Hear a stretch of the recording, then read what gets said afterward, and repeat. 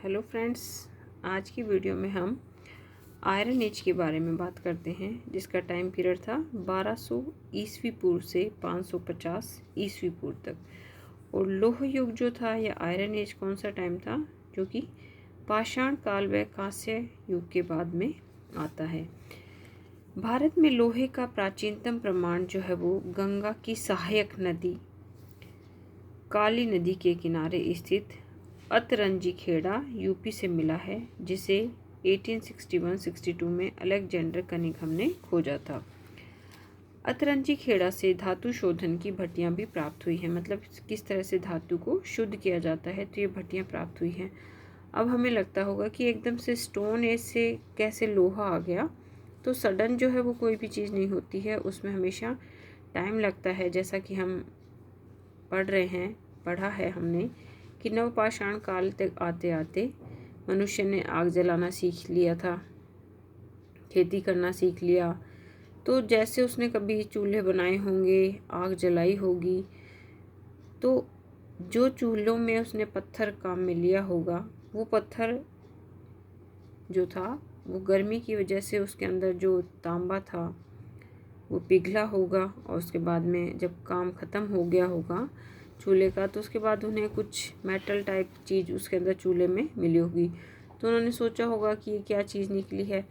फिर उसी धातु को उन्होंने दोबारा पिघलाया और उससे नई तरह की चीज़ें बनाना शुरू किया। तो इस तरह से जो है वो कांसे की या तांबे की शुरुआत हम कह सकते हैं। उसके बाद में, क्योंकि तांबा जो है बहुत सॉफ्ट होता है, आपको पता ही है, तो उससे हम कोई भी कठोर काम नहीं कर सकते हैं। फिर तांबे के साथ में कांसा मिलाया गया, ठीक है। तो इसी तरह से धीरे धीरे जो है 1000 ईसा पूर्व के आसपास जो है वो लोहे की खोज मानी जाती है।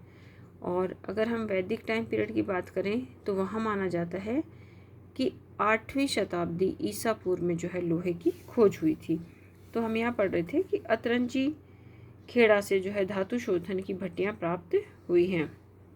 और ऐसा माना जाता है कि एशिया माइनर में रहने वाली हित्ती जनजाति ने 1300 ईस्वी में लोहे की खोज की।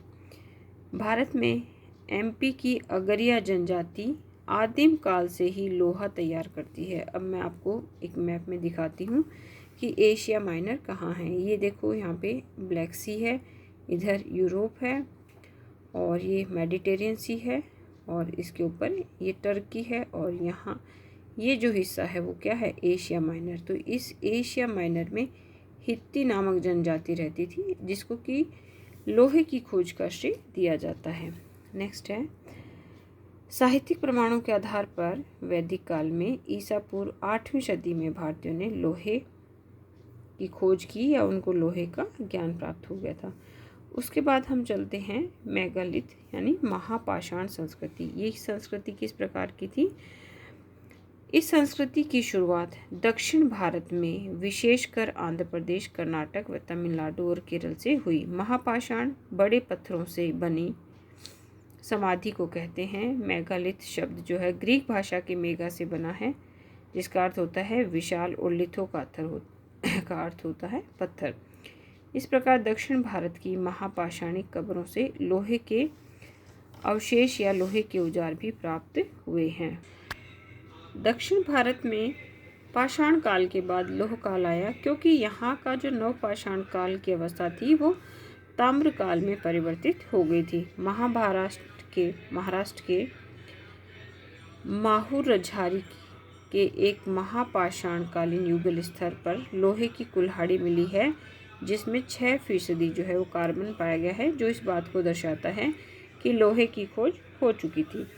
इसी के साथ अगर हम महापाषाण समाधियों की बात करते हैं तो कई प्रकार की समाधियां पाई गई हैं। जैसे शिष्ट समाधियां थी, जो कि ब्रह्मगिरी क्षेत्र में पाई है। फिर है पिट सर्किल समाधि थी, कैन सर्किल समाधि थी, डोलमेन समाधि थी, अम्ब्रेला स्टोन समाधियां थी, हुड स्टोन समाधि थी, कंदरा समाधि थी, और मेनहिर समाधि थी। तो अलग अलग तरह की जो है समाधियाँ थी। और सबसे बड़ी बात यह है कि जो लोह काल की हम बात कर रहे हैं, वहाँ पे जो मृद भांड बनाए गए थे वो किस प्रकार के थे? चित्रित धूसर मृद भांड, जैसे गैरिक मृद भांड या पेंटेड ग्रे वेयर भी कहा जाता है और शॉर्ट फॉर्म में उसे PGW कहा जाता है। तो कई बार जो है क्वेश्चन आ जाता है कि PGW जो है वो किसकी देन है या किस काल की है, तो वो लौह युग की है। तो आज की वीडियो में हमने महापाषाण और लौह युग के बारे में समझा। उम्मीद करती हूँ कि आपको ये चीज़ें समझ में आ गई होंगी। अगर कोई आपकी क्वेरी है तो आप जो है मुझे मैसेज ज़रूर करें, या कोई और टॉपिक पे मुझे वीडियो बनानी है तो उसके लिए भी आप मुझे मैसेज करें। मेरी वीडियो देखने के लिए आप सभी का धन्यवाद।